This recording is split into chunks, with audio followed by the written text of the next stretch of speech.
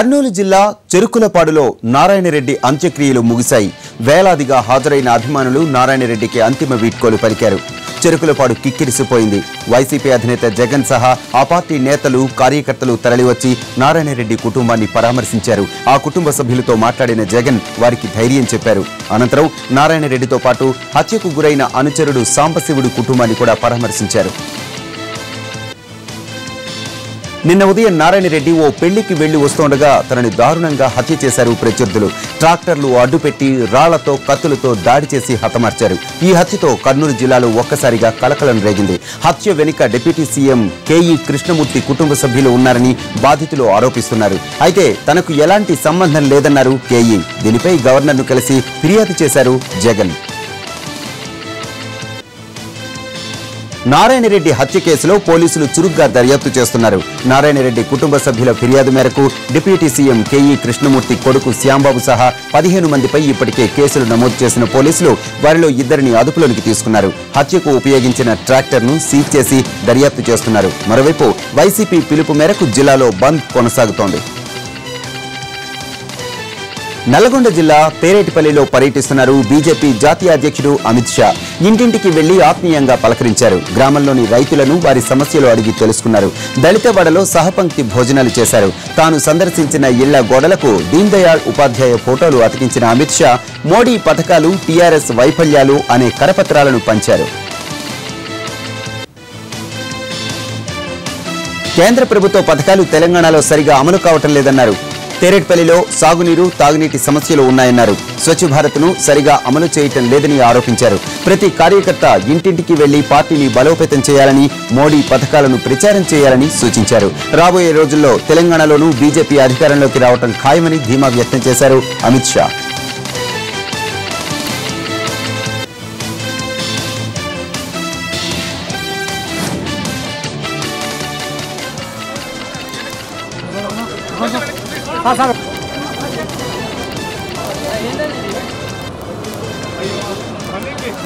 फिर आगे बढ़ रहा है।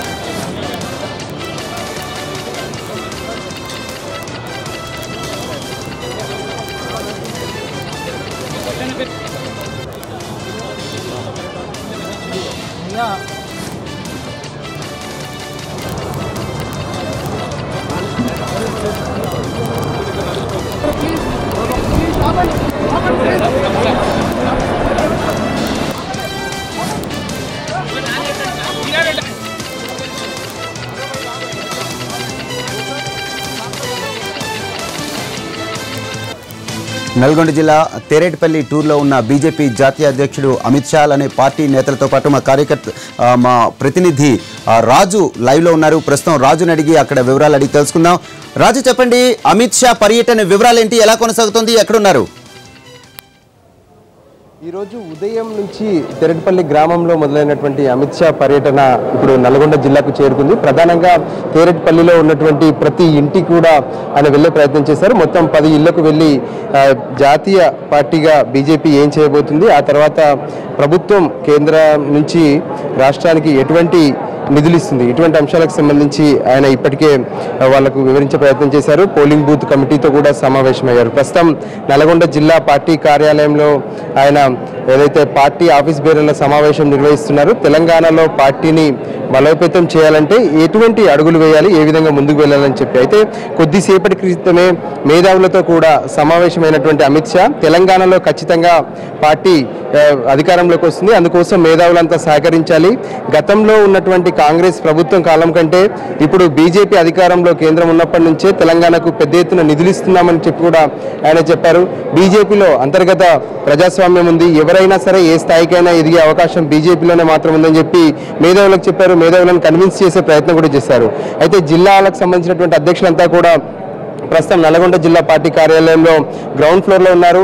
ఏదైతే ఆఫీస్ బేరర్లతో అమిత్ షా ఫస్ట్ ఫ్లోర్లో సమావేశమైనటువంటి పరిస్థితి. దీనికి సంబంధించి ఇప్పటికే ఈరోజు ఉదయం నుంచి జరుగుతున్నటువంటి సమావేశం ఏదైతే జరుగుతుందో ఆ తర్వాత రేపు ఎల్లుండి కూడా సమావేశాలు జరగనున్నాయి.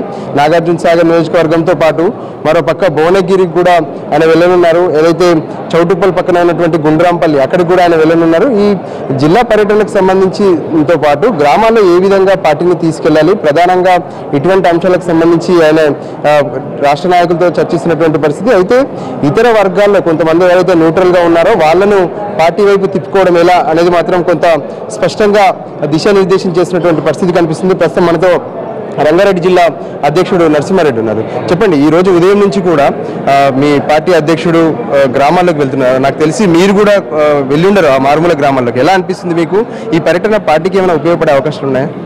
తప్పకుండా భారతీయ జనతా పార్టీ జాతీయ అధ్యక్షుడు ఈరోజు వచ్చి ఒక పోలింగ్ బూత్ గ్రామాల్లో పర్యటిస్తూ పోలింగ్ బూత్ వారిగా ఈరోజు ప్రజలను కలవడం, వాళ్ళ ఇళ్లలోకి వెళ్ళి గ్రామాల్లో మారుమూల గ్రామాల్లో ఇళ్లలోకి వెళ్ళి ఈరోజు అక్కడ ఉన్నటువంటి ప్రజలను వాళ్ళని అడిగి కేంద్ర ప్రభుత్వం యొక్క పథకాలు మీకు అందుతున్నాయా లేదా, ఈరోజు కేంద్ర ప్రభుత్వం స్వచ్ఛ భారత్ పేరు మీద ఈరోజు మరుగుదొడ్ల నిర్మాణం కానీ స్వచ్ఛ అభియాన్ పేరు మీద చేస్తున్నటువంటి నిధులు కూడా వస్తున్నాయా, నరేంద్ర మోడీ గారి పథకాలన్నీ కూడా కింది స్థాయిలో వస్తున్నాయా లేదా అనేటటువంటి విషయాలు కూడా ఆయన నేరుగా ఈరోజు ప్రజలను అడిగి తెలుసుకునేటువంటి పరిస్థితి. ఈరోజు పెద్ద దీనితోటి భారతీయ జనతా పార్టీకి సంబంధించినటువంటి గ్రామాల్లో అట్టడు స్థాయిలో వెళ్ళాలి, ఈ రాష్ట్రంలో అధికారంలోకి రావాలనేటటువంటి ఒక నిశ్చయంతో ఈరోజు అమిత్ షా గారు 3 రోజులు ఈ రాష్ట్రానికి సమయం ఇచ్చి ఈరోజు వచ్చారంటే తప్పకుండా దాని ఫలితాలు త్వరలోనే చూస్తారు. 2019లో అధికారంలోకి నల్గొండ జిల్లాకు సంబంధించినటువంటి నేతలు కూడా ఉన్నారు. ప్రధానంగా అమిత్ షా మొదటి పర్యటన ఏదైతే గ్రామాల్లో ఉన్నటువంటి ప్రజలతో మమేకం అవుతామంటూ వచ్చారు. నల్గొండని ఎందుకు టార్గెట్గా పెట్టుకున్నారు? నల్గొండ జిల్లాలో ఏ కార్యక్రమాలు నిర్వహించబోతున్నారు? ముఖ్యంగా నల్లగొండ జిల్లాకి ఒక వీరోచితమైన చరిత్ర ఉంది. నాడు నైజాం ప్రభువుకు వ్యతిరేకంగా అనేక మంది సామాన్య ప్రజల నుంచి ఉన్నతమైన వర్గాల వరకు కూడా ఎవరికి చేతనైతే వాళ్ళు మొత్తం కలిసికట్టుగా పోరాడి నిజాం రాజుని తరిమి కొట్టిన ఘనత ఈ నల్లగొండ జిల్లాది. అందుకే ఇవాళ మళ్ళీ ఆ మతవారసత్వం కానీ మళ్ళీ ఆ ఫ్యూడల్ ప్రభావం కానీ ఈ జిల్లా మీద కానీ తెలంగాణ మీద కూడా పడకుండా తెలంగాణ వ్యాప్తంగా ప్రజల్ని చైతన్యం చేసేందుకు నల్లగొండ జిల్లాకు రావటం జరిగింది. ముఖ్యంగా సంస్థాగత నిర్మాణంలో కూడా పూర్తి స్థాయిలో పూర్తిగా వచ్చింది నల్లగొండ జిల్లాలో. అందుకే ఈ జిల్లాను కూడా ఎంచుకొని ఈ పూర్తి అయిన సంస్థాగత నిర్మాణంలో విస్తార ప్రయోజనం ద్వారా ప్రతి ఇంటికి కూడా కేంద్ర ప్రభుత్వ పథకాలు చేరాలి, ప్రతి ఇంటికి కూడా భారతీయ జనతా పార్టీ సిద్ధాంతం చేరాలి. అందుకే ఈ కార్యకర్తలకు దిశానిర్దేశం చేయడం కోసమే అమిత్ షా గారు నల్లగొండ జిల్లాను ఎంచుకున్నారు.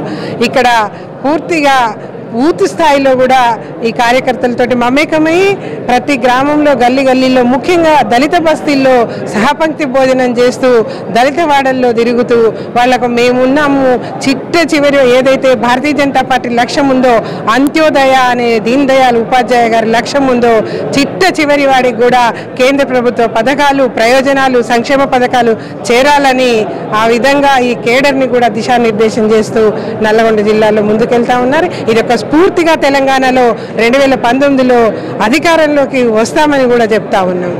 మరో పక్క చూడొచ్చు, ఏదైతే ప్రధానంగా ఈ రోజు నుంచి చూస్తున్నాము జరుగుతున్నటువంటి అమిత్ షా పర్యటనలో ఇప్పటి వరకు చూసినట్లయితే అటు తెరెటిపల్లిలో జరిగింది, కానీ రేపటి నుంచి జరిగే పర్యటన ఎలా ఉండబోతుంది, ఎవరిని టార్గెట్ చేస్తుంది? ప్రతి గ్రామంలో కూడా ఇప్పుడు గ్రామంలో ఏదైతే మరి భారతీయ జనతా పార్టీ యొక్క ప్రభుత్వం మహిళలకి ముఖ్యంగా టాయిలెట్స్ అనేవి కానివ్వండి, మనకి 90,000 ఇళ్ళు తెలంగాణలో శాంక్షన్ చేశారు. ఎక్కడ ఏ ఇళ్ళు కట్టారు, మరి టాయిలెట్స్ ఎవరెవరికి ఇచ్చారు? ఇప్పటికీ 4.5 కోట్ల టాయిలెట్స్ భారతదేశంలో. మొత్తానికి పరిస్థితి మనకు స్పష్టంగా అర్థమవుతుంది. ఏదైతే గ్రామాలను బేస్ చేసుకోవడం, పోలింగ్ బూత్ను టార్గెట్గా, పోలింగ్ బూత్లో కనుక గెలిస్తే పార్లమెంటు దాకా గెలవచ్చు అనే నినాదంతో అటు పార్టీ కార్యకర్తలకు ఆదేశాలు చేసినటువంటి పరిస్థితి. అమిత్ షా స్పష్టంగా చెప్తున్నారు, ముందు పోలింగ్ బూత్లో బలోపేతం కాండి, ఆ తర్వాత ఎక్కడైనా గెలవచ్చు, అందుకోసమే పోలింగ్ బూత్ నుంచి మొదలుపెట్టండి అంటున్నారు. ఈ పర్యటన తర్వాత తెలంగాణ బీజేపీ కూడా పూర్తి స్థాయిలో ఫుల్ టైం పనిచేయడానికి 15 రోజుల పాటు గ్రామబాట పట్టేందుకు ఇప్పటికే అమిత్ షా డైరెక్షన్లో ఒక కార్యాచరణ కూడా సిద్ధం చేస్తున్నారు. ఇది ఇక్కడ ఉన్నటువంటి పరిస్థితి. Varaprasad. Right, thank you Raju. News. Kaleshwaram పనుల పురోగతిపై సీఎం కేసీఆర్ సంతృప్తి వ్యక్తం చేశారు. అది ఆసియాలోనే అతి పెద్ద సొరంగం. 81 కిలోమీటర్ల సొరంగ మార్గం తవ్వాల్సి ఉండగా ఇప్పటి వరకు 75 కిలోమీటర్లు పూర్తయింది. ఇదే స్ఫూర్తితో పనిచేయాలని అధికారులను ఆదేశించారు సీఎం కేసీఆర్. రిజర్వాయర్ నిర్మాణం పూర్తి కాకముందే కాల్వల ద్వారా చెరువులు నింపాలన్నారు. 2018 డిసెంబర్ నాటికి బ్యారేజ్ పనులు పూర్తి కావాలన్నారు. సిద్దిపేట సమీపంలోని ఇమాంబాగ్లో నిర్మిస్తున్న 3 టీఎంసీల సామర్థ్యంతో రిజర్వాయర్ను పర్యాటక ప్రాంతంగా మార్చాలన్నారు CM KCR. AP PG ECET ఫలితాలను విశాఖలో విడుదల చేశారు మంత్రి గంటా శ్రీనివాసరావు. ఎగ్జామ్లో 26,677 మంది అభ్యర్థులు అర్హత సాధించారు. గత ఏడాది కంటే ఉత్తీర్ణత శాతం పెరిగింది. అభ్యర్థులు ఈ నెల 25 నుంచి ర్యాంకు కార్డులు డౌన్లోడ్ చేసుకోవచ్చని చెప్పారు మంత్రి గంటా. ఈ ఏడాది అన్ని పరీక్షలను ఆన్లైన్లో నిర్వహించినా ఎక్కడా ఎలాంటి అవాంతరాలు జరగలేదని, అధికారుల ముందస్తు ప్రణాళికలే అందుకు కారణమని చెప్పారు గంటా. తెలంగాణ ఈసెట్ 2017 ఫలితాల్లో తమకు అన్యాయం జరిగిందంటూ హైదరాబాద్ జేఎన్టీయూ ముందు ఆందోళనకు దిగారు అభ్యర్థులు. ఎగ్జామ్ నిర్వహించిన సమయంలో సాంకేతిక సమస్యలు తలెత్తాయని, దీంతో వీటి ప్రభావం ఫలితాలపై పడినట్లు వారు వాపోయారు. తాము నష్టపోయామని అధికారుల దృష్టికి తీసుకువెళ్లినా ఎవరూ పట్టించుకోలేదని అభ్యర్థులు ఆవేదన వ్యక్తం చేశారు. జేఎన్టీయూహెచ్ మొదటిసారి ఆన్లైన్లో ఈసెట్ ఎగ్జామ్ను నిర్వహించడంతో సాంకేతికంగా పొరపాటు జరిగినట్లు తెలుస్తోంది.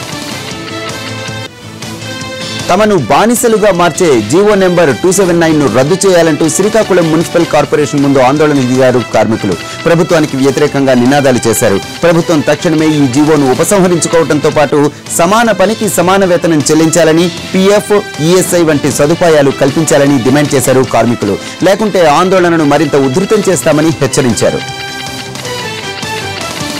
గద్వాల మున్సిపాలిటీలో చైర్మన్ సహా కౌన్సిలర్లు రోడ్డెక్కారు. కమిషనర్ వ్యవహార శైలికి నిరసనగా విధుల్ని బహిష్కరించి మున్సిపల్ ఆఫీసుకు తాళం పెట్టారు. కమిషనర్ పట్టణ సమస్యలు పట్టించుకోవటం లేదని, మున్సిపాలిటీకి బిల్లులు కూడా సరిగా చెల్లించడం లేదని ఆరోపించారు.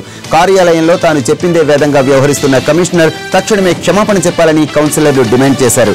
కమిషనర్ డౌన్ డౌన్ అంటూ నినాదాలు చేసిన కౌన్సిలర్లు ఇలాంటి కమిషనర్ తమకు వద్దన్నారు. కమిషనర్ సారీ చెప్పే వరకు ధర్నా కొనసాగుతుందని స్పష్టం చేశారు. తక్కువ సమయంలోనే పసుపు కొనుగోళ్లు పూర్తి చేస్తామని, ఈ విషయంలో రైతులు ఆందోళన చెందాల్సిన అవసరం లేదని చెప్పారు ఏపీ మంత్రులు ప్రత్తిపాటి, నక్కా ఆనంద్. గుంటూరు జిల్లా దుగ్గిరాల మార్కెట్ యార్డును సందర్శించిన మంత్రులు పసుపు కొనుగోలు కేంద్రాలను వేమూరు, కంకిపాడుల్లో ఏర్పాటు చేస్తామని తెలిపారు. రోజుకు 8,000 బస్తాలు కొనుగోలు చేసేందుకు చర్యలు తీసుకున్నామని, రైతులకు ఎటువంటి నష్టం కలగకుండా చూస్తామని హామీ ఇచ్చారు. తమ కులాన్ని కించపరిచే విధంగా ఖమ్మం జిల్లాలో మంత్రి తుమ్మల నాగేశ్వరరావు మాట్లాడారంటూ కరీంనగర్లో ఆందోళనకు దిగాయి నాయి బ్రాహ్మణ సంఘాలు. నిరసనలో భాగంగా మంత్రి దిష్టిబొమ్మను దహనం చేయడానికి ప్రయత్నించారు. దీంతో వారి ప్రయత్నాన్ని అడ్డుకొని దిష్టిబొమ్మను స్వాధీనం చేసుకున్నారు పోలీసులు. తెలుగు రాష్ట్రాల్లో ఎండలు మండిపోతున్నాయి. 2 రాష్ట్రాల్లో అత్యధిక ఉష్ణోగ్రతలతో జనం తీవ్ర ఇబ్బందులు పడుతున్నారు. తెలంగాణలోని హన్మకొండలో అత్యధికంగా 45 డిగ్రీల గరిష్ట ఉష్ణోగ్రత నమోదైంది. నల్గొండ, రామగుండంలోనూ ఇదే స్థాయిలో ఉష్ణోగ్రతలు నమోదవుతున్నాయి. అటు ఏపీలోనూ ఎండలు జనానికి చుక్కలు చూపిస్తున్నాయి. ఒంగోలు, నెల్లూరు, కావలి, బాపట్లలో అత్యధికంగా 43 డిగ్రీల ఉష్ణోగ్రత నమోదైంది. రాష్ట్రంలో ఇతర జిల్లాల్లోనూ ఇదే పరిస్థితి నెలకొంది. ఎండ తీవ్రతకు సత్యవేడులోని శ్రీ సిటీలో ఓ టెంపో వాహనంలో మంటలు చెలరేగి అది దగ్ధమైపోయింది. ఉద్యోగులు ట్రాన్స్పోర్ట్ చేసేందుకు ఈ టెంపోను వాడుతున్నారు. మధ్యాహ్నం 2 గంటల షిఫ్ట్ ఉద్యోగులను దింపిన తర్వాత ఒక్కసారిగా మంటలు వచ్చి వాహనం అగ్నికి ఆహుతైంది. ఉద్యోగులు వాహనం దిగిన తర్వాత ప్రమాదం జరగడంతో పెను ప్రమాదం తప్పింది. విశాఖపట్నం జిల్లాలో దారుణం చోటు చేసుకుంది. చింతపల్లి ఏజెన్సీలో 2 గిరిజన యువతులపై సామూహిక అత్యాచారం జరిగింది. 2 రోజుల క్రితం తాజంగి జాతరలో ఈ ఘటన జరిగింది. నిందితులపై కేసులు పెట్టకుండా స్థానిక నేతలు ఒత్తిడి చేస్తున్నారు. ప్రజా సంఘాల సహకారంతో 48 గంటల తరువాత బాధితులు చింతపల్లి చేరుకున్నారు. నిందితులతో పాటు కేసులు పెట్టకుండా ఒత్తిడి చేసిన స్థానిక నేతలపైన కఠిన చర్యలు తీసుకోవాలని ప్రజా సంఘాలు డిమాండ్ చేస్తున్నాయి.